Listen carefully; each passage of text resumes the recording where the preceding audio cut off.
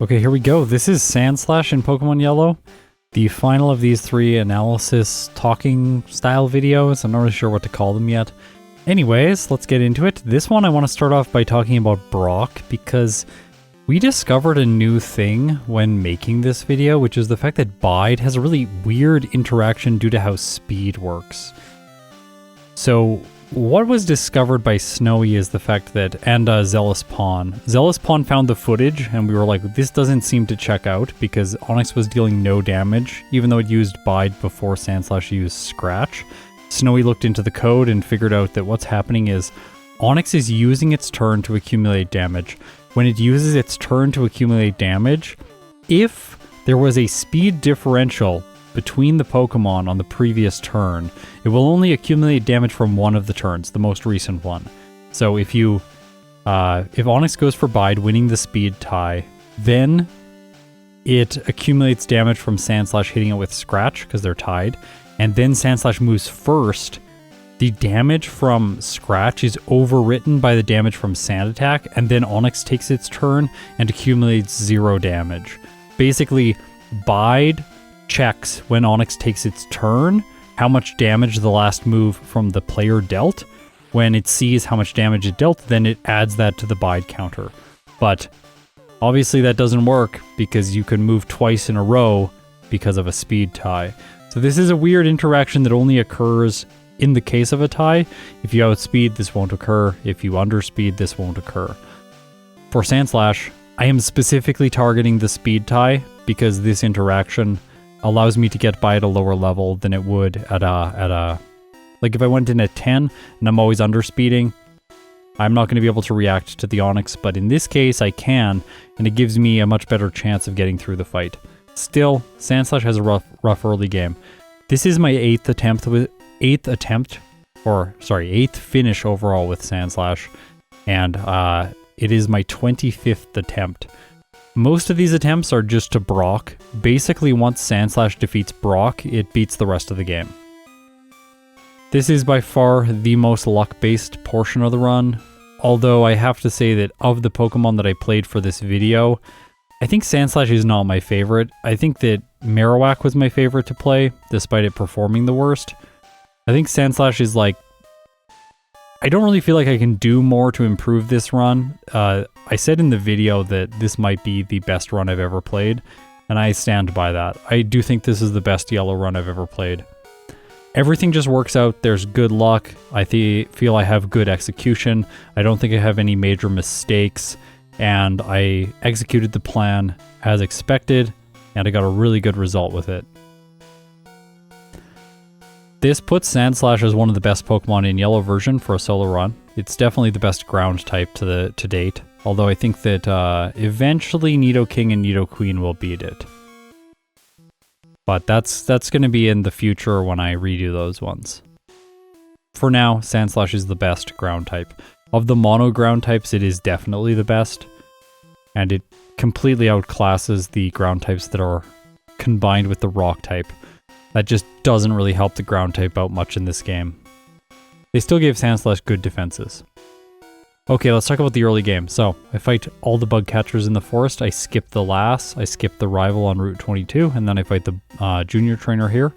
Defeating both of his Pokemon brings my Sandslash close to level 11, but not all the way. Now, I need PP for Brock, so you can see Scratch has been used like 5 times. I need to replenish this, so I'm going to go back here. I think this is Route 2. Defeat 2 Pokemon to level up to 11, so the Geodude deals 3 damage per hit instead of 4 damage per hit. And then I will heal, replenishing my PP, and face Brock. There's another way to do this. You can encounter Pokemon on Route 1, fight them until you gain enough experience, then fight all the trainers and be level 11 for Brock. But you have to heal in Viridian City if you do this, and I prefer this approach. It's like they're virtually the same. Okay, so Sand Attack here, I use 5 on the Geodude, and then I attack it with Scratch. I played around with a number of Sand Attacks. Initially I was trying 2 on Geodude, and then 3. There are diminishing returns, but the longer you have to stay in the battle, the better it is to set up more fully. You want to save PP for Onix so you can stall out Bide, like in this case, but I'm just going to keep using Sand Attack if it uses Bide at the beginning of the battle. Later into the battle, sometimes it makes sense to mix in one Scratch whenever it goes for Bide, so each Bide then deals a small amount of damage to Sandslash, whereas, like there. Whereas early into the battle, that doesn't make as much sense, because later in the battle, you're like, if I can't survive a Bide attacking into it 3 times, I'll lose. So it makes more sense to distribute the attacks into the Bides over the course of the battle. That said, I'm going to run out of PP here eventually of Sand Attack, so then I just have to attack in, and eventually I will have to use Struggle, as we see. This requires luck. If he uses Bide at the wrong time, he will knock Sandslash out, but if he doesn't, which he didn't here, I'm going to clock in with a great time, 5 minutes and 48 seconds. Really good block split for Sandslash.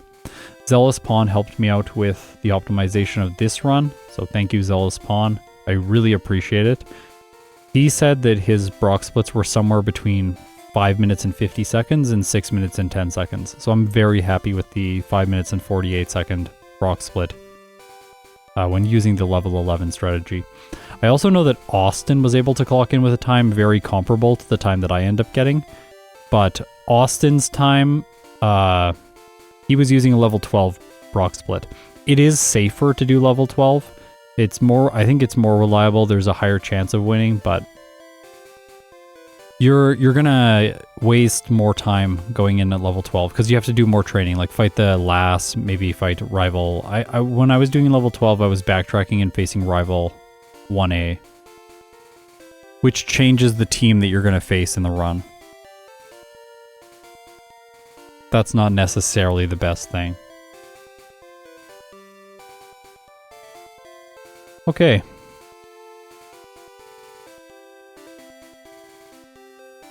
Someone's going to ask about the Cloister, like, why not face the Vaporeon team? Then he doesn't have Cloister.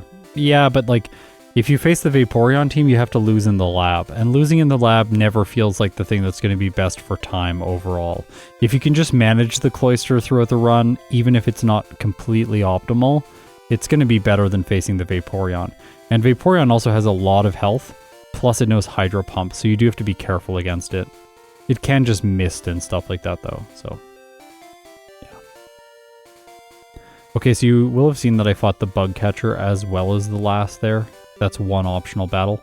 I'm doing this so that Sandslash reaches level 17 during the Jesse and James fight.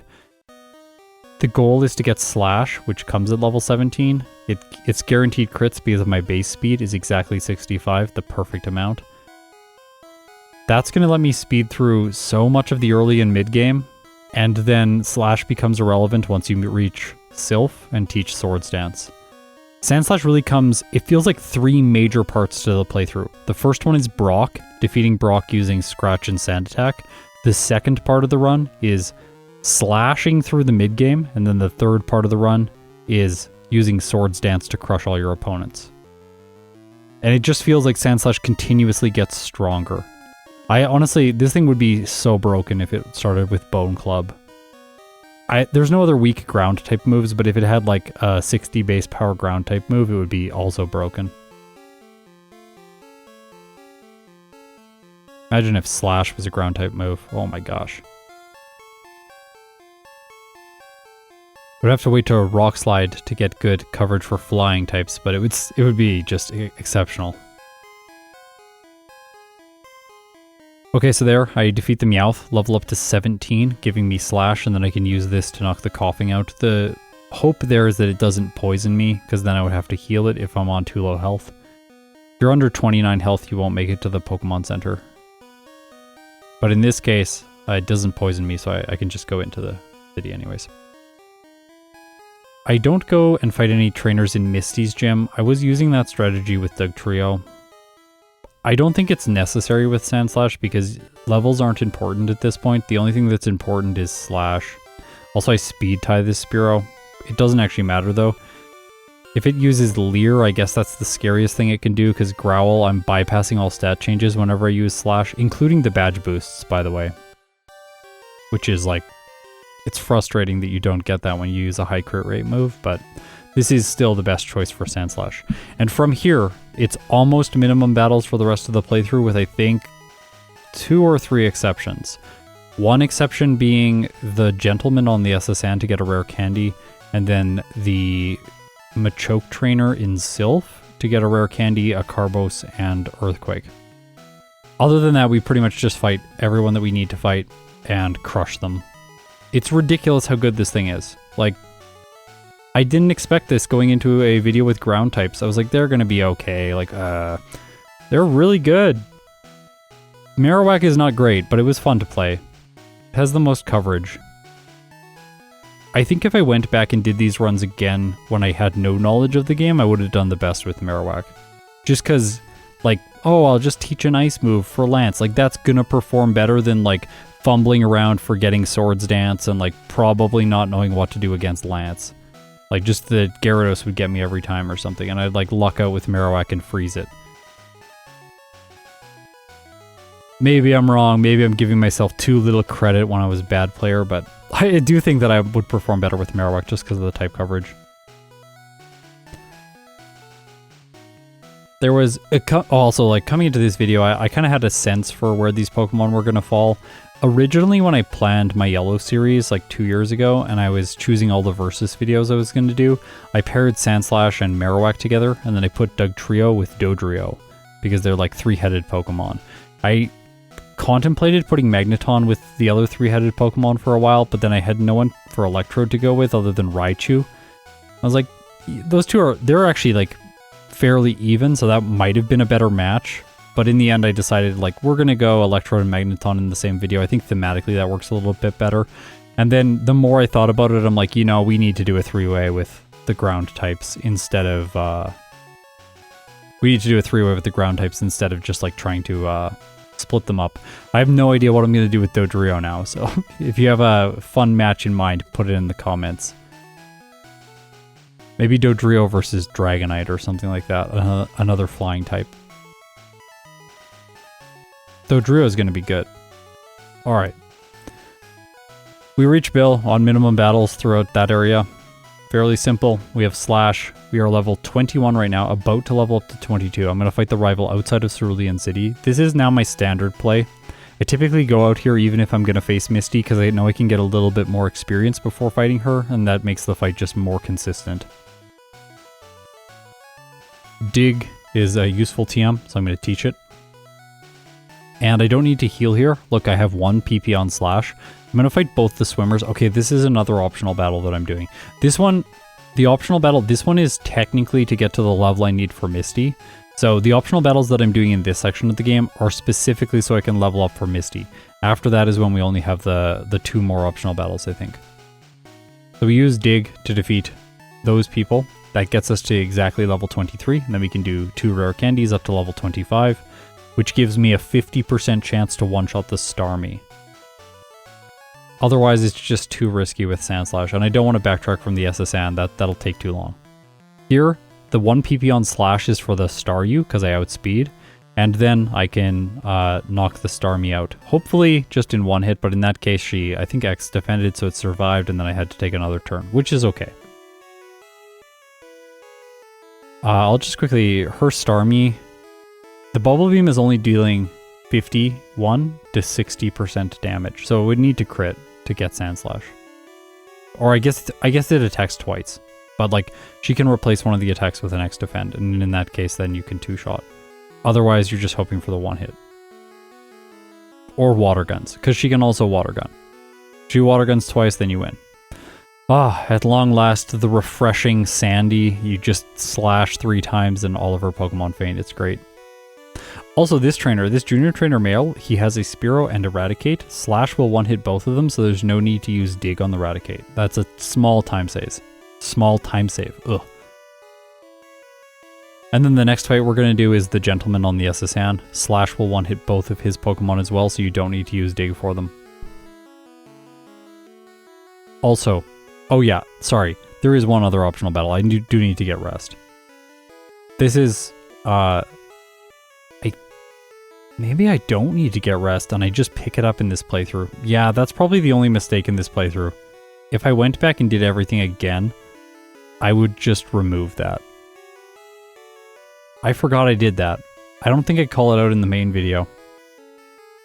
So if you watch this far, you can see my errors.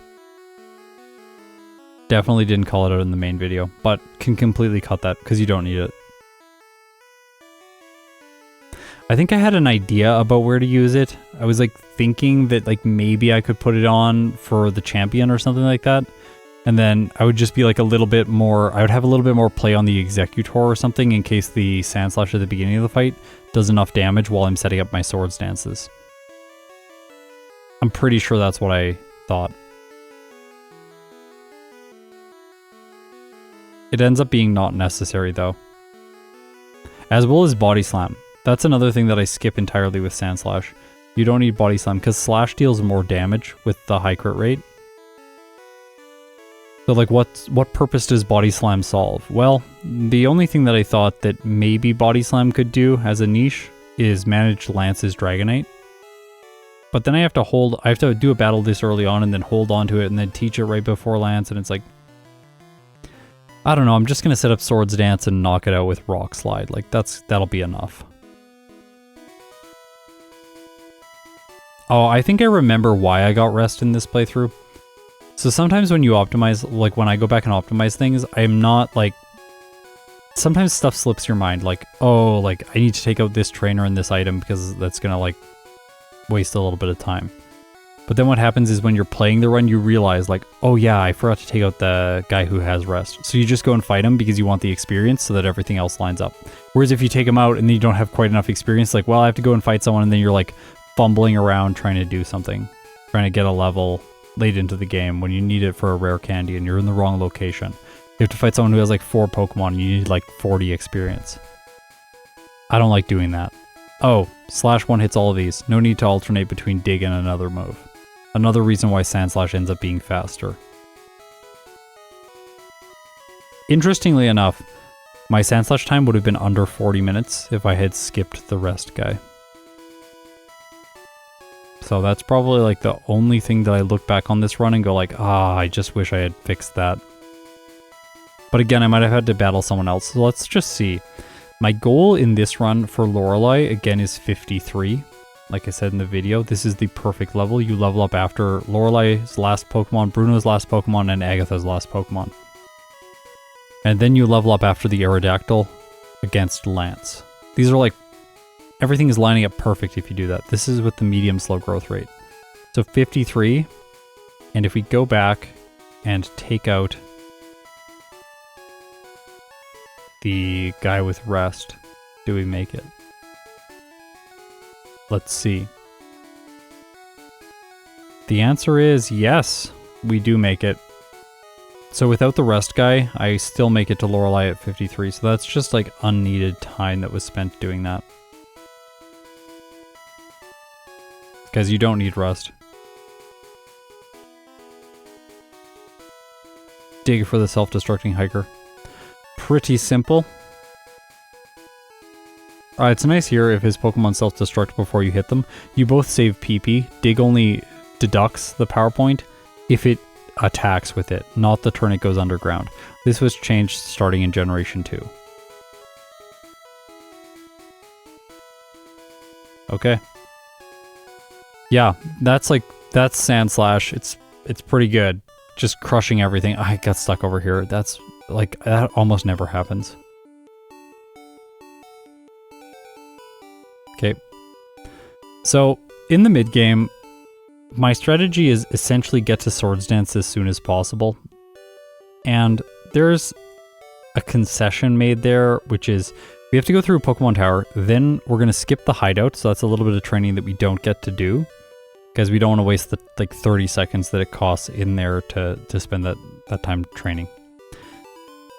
Then the rival in Silph, if we fight basically only that one other optional battle, we're going to arrive at level 33, which is quite low. That's 7 levels lower than my standard level.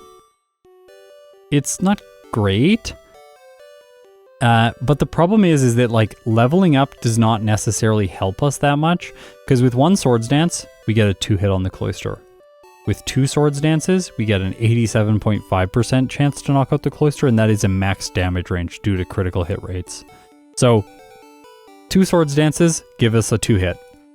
Now, how much do I have to set up to get the same 2-hit, the 87%? Or how much do I have to level up to get the 87%? Well, I'll tell you. To get an 80.6% chance, I would have to go up to level 40. But Earthquake at that level actually becomes more effective with a 96.5% chance. If I go back down to level 39, Rock Slide is the most effective move with 47% chance to 2-hit. So for me, it's like, so the choice here is like 6 to 7 extra levels or fight the rival at level 33. Then the next part of the choice is like same number of battles or spend the rare candies now and then do battles later on. And like that doesn't make sense, I don't think, especially when you have a solution. Set up Swords Dance twice, win. Especially because the Cloister can just withdraw. So like there's a lot of play that Sandslash has here against the rival in Silph.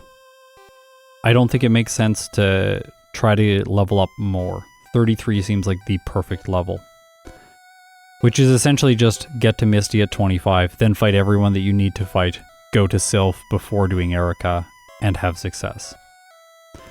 I think I played around with the idea of doing Erica first. The problem with doing Erica first is that you arrive at a quite low level, so you would arrive at level 32. This does give me the one hit on all the cool trainers Pokemon in her gym. But then for Erica, I have a 70.6% chance to 2-hit the Tangela. So it might hit me 2 times with a move like Mega Drain, which does roughly a third. I'm going to 1-hit the Weeping Bell, but then the Gloom will survive. I only knock it out if I get a critical hit at level 33 in that case. If I had gone up to 35, I jump up to a 68.6% chance to knock the Gloom out. But again, this would require more battles. And I could use like 2 rare candies before Erica, but I've already spent 2 candies, and I'm not picking up the hideout candy, so like, hopefully you can see just like, everything sort of gets like, squeezed into this route. It's like, every time I would try to make something more consistent, away from this path, it's just like, well, it's more consistent, but you're gonna spend like 2 minutes getting something that you can just get anyways at the lower level, with slightly less consistency. And so the more I thought and played this route, I was just like, no, this is the correct way to play it. I don't think there's another way that's going to be more efficient. You don't want to do things twice. You don't want to go to Erica's gym, then go to Silph, fight extra trainers. Like, if you use rare candies, you're like doing like 2 training spots essentially. Like, you're using the rare candies early on to get by something more consistently, then you have to train later on. Now, that's not great. Just gonna like... Also, I'm skipping things like PP ups. Like, you don't need them. Sandslash is fine without them. Got this tree. Got the next tree. These trees are so much faster than the other ones. I'm so glad I realized that I can go through that way instead of the other way. I don't know why I was always going the other way. I think as a kid, I never wanted to cut the trees. It always felt like annoying to have to open the inventory. Talk about ADHD. Just like, oh, I don't want to cut the tree, it's in my way. I'm just gonna like walk around. Then I'm always doing something I feel like active and satisfied. And I kept doing that for like 20 years. Finally stopped it recently. Okay, Safari Zone. Carbos. I'm trying not to use my vitamins right when I get them, but I do need to use them. I think here I need to use at least 1, just so that my bag doesn't fill up. Then I use Dig, go back to Celadon City, and I'm going to go over to Saffron City. One small thing here, I do not heal. The reason I don't heal in Saffron or Celadon, I don't need to heal in Celadon with my health right now, but I also don't want to teleport to Saffron City when I dig out of Silph. I want to go back to Celadon City so that I can then fight Erica. I think fighting her after Silph is just a little bit smoother. And you want to fight her before Koga so that you get access to the rare candy with strength. Okay. Calcium, I don't think... That one is suspect. I could probably skip it, but the damage ranges on Lance's Gyarados are so close that it gives me great comfort having that calcium.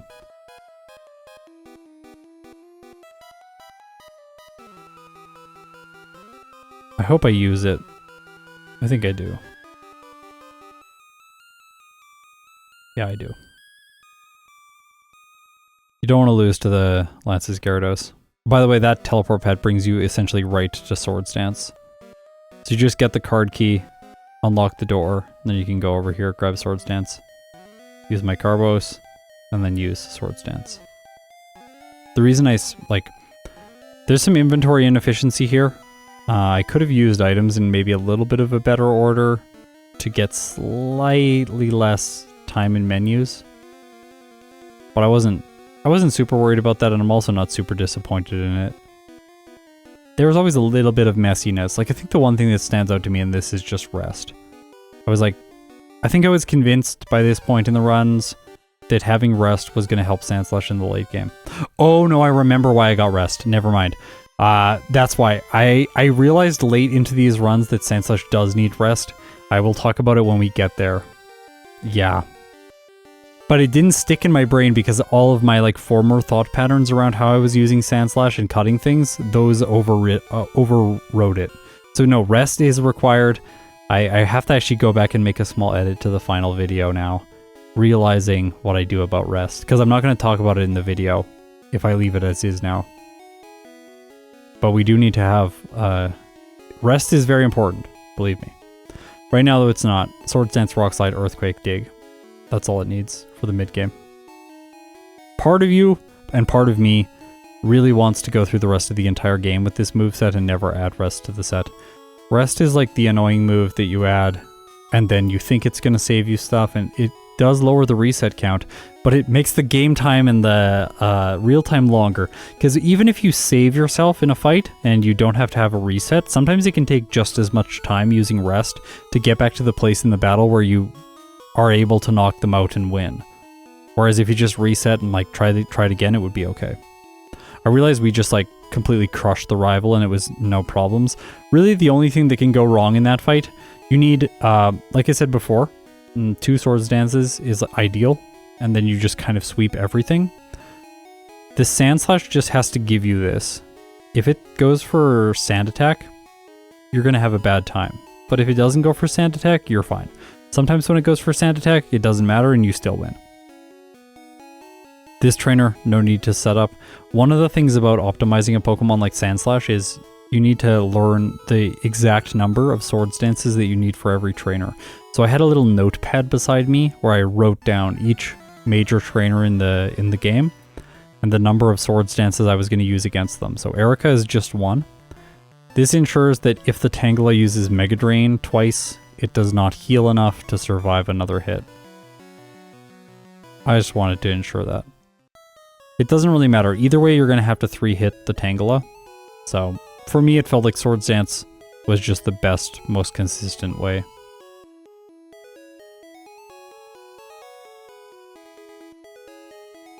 Okay, Koga's gym is next. This one, so after this battle, I'm gonna level up to 39 and then use 4 rare candies. This is to ensure that I have almost a guaranteed 1-hit on the first Venonat on Koga's team. It's a 95.5% chance to 1-hit it. That's very important. I don't want the first Venonat to use Sleep Powder against me. I want to knock it out, then set up 1 Swords Dance on the second Venonat, and then sweep with Earthquake. It'll have guaranteed 1-hits after the single turn of setup. Provided there's no crits. If there's crits, then you don't get it, obviously. Or no, if there are crits, you actually have enough damage anyways. So it's even if you get crits after this 1 turn of Swords Dance on the second Venonat, you still knock them out. It's no problem. That's that. Koga is defeated. X attack. Simple. Okay. Blaine before Sabrina is very intentional. Higher special from Blaine's badge. Sandslash has a type advantage against Blaine. And additionally, I want enough speed to move first against her Abra. This, early on when I got Austin's route, this was something that the route didn't have in it. And I figured out that you can use the 2 rare candies before Sabrina to boost it to have enough speed to move first against the Abra, but also not lose level 53 on Lorelei. Late into a playthrough like this, especially when you're on minimum battles, you can kind of mix and match where you're using rare candies, and still arrive at the late game with the same level. Sometimes you'll be one level lower and then you have to add in one battle, but if it adds a ton of consistency, it can be worth it. At least this late into the run. If you're using rare candies earlier into the playthrough, it ends up being the case that you have to add a ton of trainers in the late game. Just to get like 1 or 2 more levels, and that's frustrating. But if it's like 1 trainer difference, I think it's worth it, or no trainers. In this case, it's just better. Also, being such a low level here, 43, you can still run into Raticate.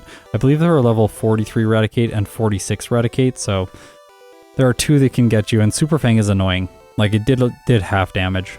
Frustrating. So you have to full restore here. This was a mistake. That was actually the mistake that I was thinking about when I played this run. I was like, oh, I made the mistake of using the full restore. Yeah. I shouldn't have I should have just gone in the center and healed. Like, it's right there. It's a lot easier to execute. I wouldn't have thrown myself off, but I gave myself like a little bit of tilt using a full restore and kind of fumbling my way through it and being slow. No trainers in Blaine's gym. I do save in front of Blaine. He's a little scary because I can't outspeed. The Ninetales can crit with Flamethrower or get a burn. So I have to be worried about that. But if I hit the Ninetales, it's basically a 1. The Rapidash has terrible moves against Sandslash. The only thing it can do is trap you in Fire Spin, which is pretty unlikely. It's a kind of trash move with 70% accuracy. And then once you get set up, guarantee the outspeed on the Arcanine, knock it out with +2. Blaine is a +2 fight. Or sorry, 2 Swords Dance fight. I heal here in Viridian City. This is so that when I dig out of Sabrina's gym, I dig back to this location. And then I can face Giovanni. Skip Mimic. That feels weird. Feels weird seeing that, but yes, skipping Mimic is the correct play. Then, 2 rare candies. From 45 to 47. Weird level to end at, but I have 104 speed, which is 1 more than Harabra. Damage ranges here are a little interesting. The Alakazam does 52 to 62% with Psychic, but Earthquake is a guaranteed 1-hit provided it doesn't use Reflect and get an X defend like that. So she can win, especially if she crits you, but it's unlikely. I think the easiest way to lose there is not outspeeding the Abra, getting hit by Flash, and then Kinesis, and then everything just falls apart. So the outspeed on the Abra really helps add the consistency needed for me to feel good enough about that fight to proceed. Okay, I'm realizing that I said that I don't talk about the thing that I did with Rest on Lance's Gyarados. I do talk about it. I remember now, because I'm pretty sure I use Rest in this run. So I was just thrown off when reviewing this footage right now and looking at myself get Rest. I'm like, no, I don't fight optional battles. Yeah, I do. Rest is important.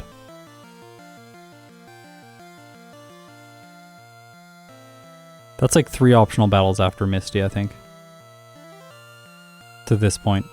The Rest guy, the Gentleman, and the Black Belt with Machoke. Is it a Black Belt? No, he's a Rocket, I think. This got sketchy. So Dugtrio hit me twice. Then the Persian missed a Screech, which is amazing. It could have slashed and knocked me out. But with +2, we're just going to sweep. It's going to be fine. Yep. Giovanni is only a +1 fight. You don't need +2. There's, I think formerly, like when I was playing a year or 2 ago, I would have tried to get the outspeed on all of his Pokemon, so going 2 Sword Stances instead of 1. I don't think that's required. Less turns is better. It's okay if you get hit.